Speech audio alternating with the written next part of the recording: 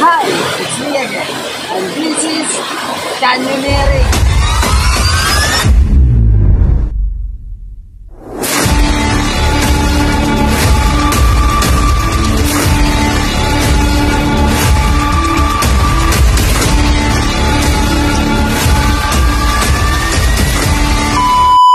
Likas na mayaman ang Samar Island sa mga natural resources for wild adventures. Pero dahil sa kakulangan natin sa karanasan at ideya, ay hindi pa natin alam kung paano natin mas masusulit ang mga ito. Kaya tumungo tayo sa isang eksperto para matugunan ang ating mga katanungan patungkol sa mga wild adventures.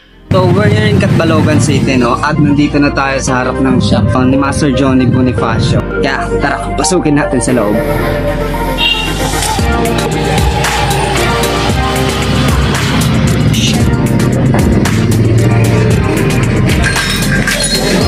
Hey! Shout out! Dito tayo sa shop ni Master Johnny Bonifacio. Is it Johnny or Johnny? Or Johnny Bonifacio. Johnny Bonifacio.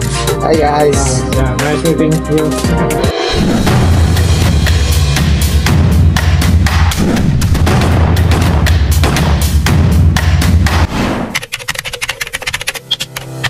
So actually, passion ko lang ito when I'm still young. Nung bata pa ako, high school, I joined Boy Scout, then I like adventures. Tapos hanggang nag-graduate ako in Cebu, I graduated BS Biology. So hindi na ako nag-proceed ng medicine kasi yung line ko parang hindi sa pagiging doktor. Gusto ko yung nature. Kasi mahilig ako sa adventure, so I want to have a job that fit yung hobby ko. Kaya yun nga, naisip ko na mag-create ng tour operator sa Samar, Trek Store, specializing on caving kasi sa Samar more on caves. Kaya inorganize ko ng 2000 yung Trek Store Adventure Company para i-organize yung mga tour ng caving dito sa Samar. So para pag may tourist na pupunta ng Samar, so we can cater yung mga bisita na pupunta ng Samar safely.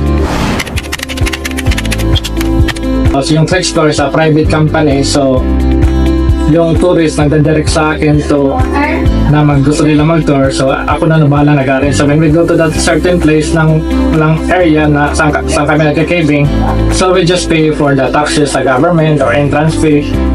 So mga ganon. So we have also the local guide kasi yun man ang mga policy usually pag you go to certain place, so you get a local guide so that makaka-income din yung mga local guides natin. So kasi yung tourism is a business, so hindi lang yun na ako lang yung nag-income, but nag-income yung lahat kasi when sa tourists come here sa Samar, so lahat from transportation, sa hotel, sa restaurant, sa tour operator, sa mga tricycle, and then sa mga ordinary na mga nagtitinda lang dyan ng mga so they can benefits from the tourist. May murabal ako ng didi may Lubokib, didi Yabong. Kay actually na-discover ito yan mga local, mga parauma. So magandang ko din rin nasulod dyan, nahando kira pagsulod ito na cave. Kaya dito usually yata mga local na kira, kaya dapat mga superstitious, may mga halas, may mga dito. So pagkada na akong din year 2006, amo ito na pagkita na ako ng Lubokib, talagang mo kaya sulod ang cave. May Crown River, may waterfall sa sulod ang cave, so na surprise ako. So amo ito na pristine talagang Lubokib. Amon tawag naman ng Lubokib na most beautiful cave pa Pilipinas. Located din niya Yabong Samar. So masarani dati hiya kaysa Calviga, biggest cave ito sa Pilipinas, pero ang Lubokib amo ito na most beautiful na Lubokib. So yung mga advice ko sa kanila, if you like adventure, so you can contact us, Trek Store Adventure, kasi kami, we're doing it already for almost 24 years now, na kami lang nagkikater ng dito sa Samar about mga tour na in-offer namin. Marami lang, Lapong of Cave, Lobo Cave, Central Cave, merong Pinipisakan Falls, meron din Samar Canyoning. So kasi we're equipped, ibig sabihin yun na kompleto kami ng mga equipment. May mga local contacts kami, mga guides, porter. So, yung gagawin nyo talaga, lalakad na lang kayo. So, wala na kayong intindihin na anong dadalhin nyo, anong kailangan nyo na gear. Kasi provided ko naman yung lahat kasi nasa package store naman yun. Meron ng lahat na yun, may food na.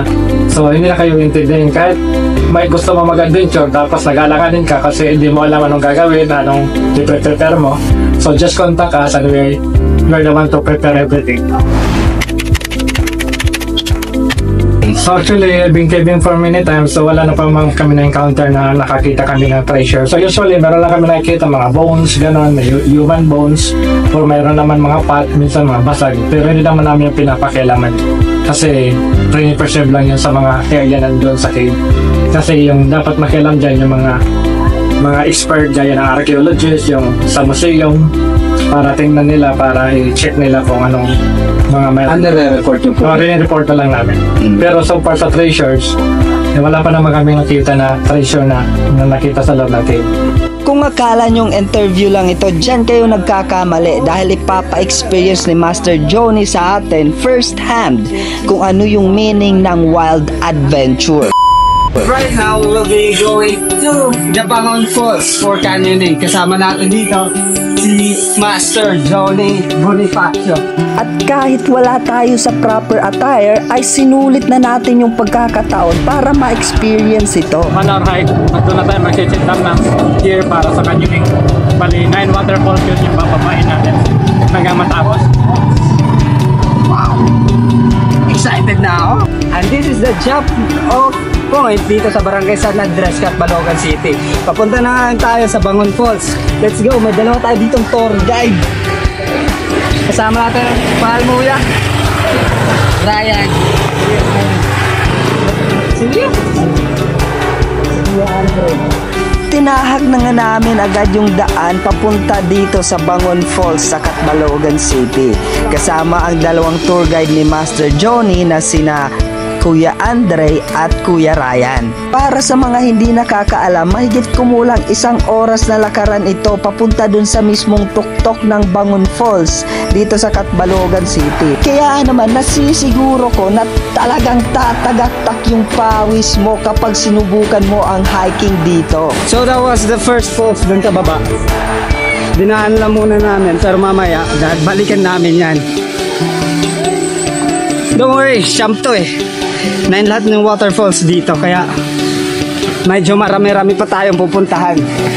Di naman masyadong mahirap yung track kasi simentado itong na pathway papunta dun sa source ng tubig o nawasa dito sa Balogan City. It's nice to see you alive and free. Kasama yung nature, diba? Kung ganito na naman gigisingan mo araw-araw, no? Hindi ka tatamarin. Hindi ka tatamarin maging masaya araw-araw. Lalo na kung kasama mo si Master. So dito sa part na to, dito pinifilter yung tubig ng nawasa dito sa Balogan City. Yung tubo is nandun pa. Yung reservoir nila. At narating na nga namin yung main source ng nawasa dito sa Balogan City. Kaya ayan, ang una kong naisip ay subukan kung masarap ba yung tubig dito.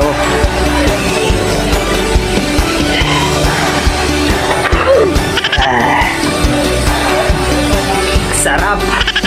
At pagkatapos nun ay tinuruan na nga tayo ni Master kung paano natin susuotin yung harness at iba pang mga gears gaya ng life jackets at helmet.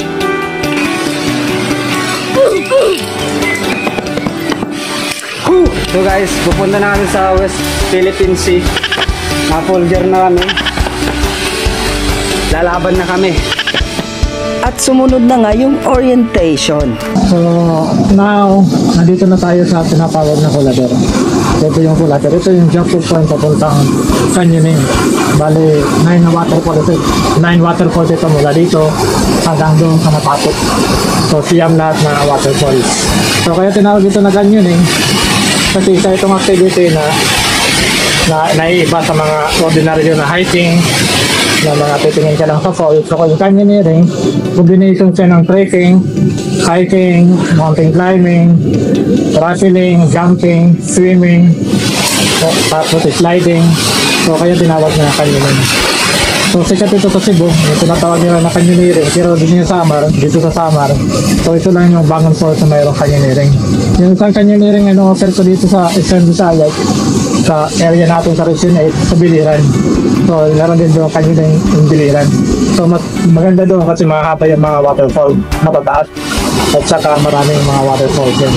Pero dito sa Samar at Balogan, especially dito sa Barangay San Andres, so ito yung ating canyoning. So pag mag-canyoning tayo, meron tayong gear, meron tayong helmet, may life vest tayo, at saka may harness, at saka may sapatos. Kasi para sa safety ng ating katawan. Kasi baka may slide tayo, malaglag, tumama tayo sa ulo, may helmet tayo, or matumba tayo, may life vest tayo. Pag swimming natin, hindi ka masyado marunong lumangoy. So pag may life vest tayo, lulusang lang tayo. At saka may harness tayo kasi may area na hindi pwede talunin. So kailangan mo mag-rappel. So kailangan magamitin natin yung rope at saka yung descender nyo. So mag-descend tayo pababa. So mayroon tayong OKA na descender. So ngayon magpapaksis tayo doon sa rope. Tara! Okay guys, so ngayon mag-demo tayo para sa ating canyoning dito sa Bangon Falls. So yung gagawin natin, merong lubid. So nakatas siya sa bato or kahoy na talagang nakatali. Hindi ka mapapol. Pag hindi ka mapapol pag hindi ka tumalon kagad. So kakabit natin yung ating OKA. Ito yung descender. So kakabit natin na ganito. Ipatapag na ganyan. Pag sa taas. Kasi gaganon mo dapat pag-starting point ka na ganun. Kasi gaganon mo lang. So pag ganyan, ready for rappel ka na. Yung ito, lalay lang. So gaganon ka lang. Ayan, lalay lang. So dapat spread mo yung paa mo. Pag bababa ka na, dahan-dahan. Hanggang makababa ka na. Hanggang ma-fall ka na. Ganun. Fall na. Fall na masaya. Ganun lang. Sige, ikaw naman. Okay, it's your turn. Ipapasok mo dito. Tapos, lalagay mo dyan sa may lock. At iaan mo to. Ganon. Tapos, dito. Ay, mali. Baliktad. Baba mo na. Ganyan. Okay, yan. Tapos, dito ka hawak sa kabila. Hindi dito, dito. Diretso mo lang, pilot lang to. Ito yung descender. Descender ba yun? Hawakan mo. Okay. Ganun. Pwede na. Ready na. Let's go. Let's go and roll it! At ito na nga, for the first time in my entire freaking life, nasubukan na nga natin kung paano yung proper rappelling at dito pa talaga sa Bangon Falls sa Catbalogan City. At baby step pa nga tayo dito dahil wala akong tiwala sa paa ko. May tiwala ako sa kamay ko pero sa mga paa ko, no way! Pero nung kalaunan ay nakuha na rin natin kung paano yung tamang diskarte. At ayan na nga, nag-hi pa nga ako dito sa camera. First time nakadrop eh. First time kung sa waterfall. Pagkatapos dito sa una ay tinungo naman namin dito yung pangalawang waterfalls. Okay, let's go. At nag-aalab na nga ang puso ko dito sa aking lupang sinilangan. Oo nga't may challenge sa una. Pero kapag nasubukan mo na, tiyak ko na mas mag-e-enjoy ka pa.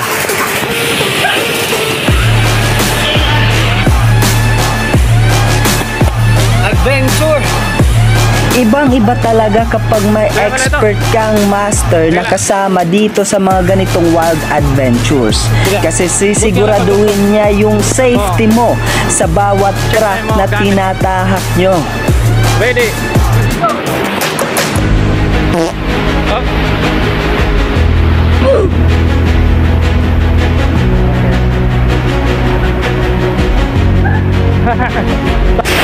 It's sad to say pero naputol yung GoPro naman natin.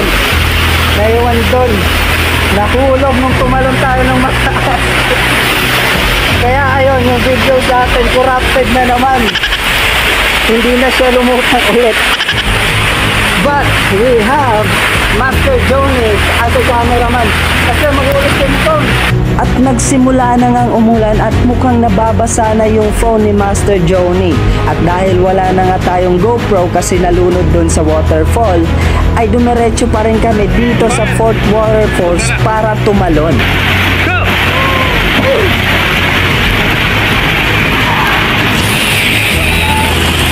Right now, masyadong malakas yung ulan at bumabaha na yung tubig. Delikado na para sumuong kami at mag-rappelling doon. Kaya dito na muna magtatapos ang ating episode or first episode ng Canyoneering Adventures with Master Johnny. But abangan nyo, marami pa kami susunod na adventures. Abangan nyo yan! And that's it for today and See you for the next Saving in Summer. See you underworld.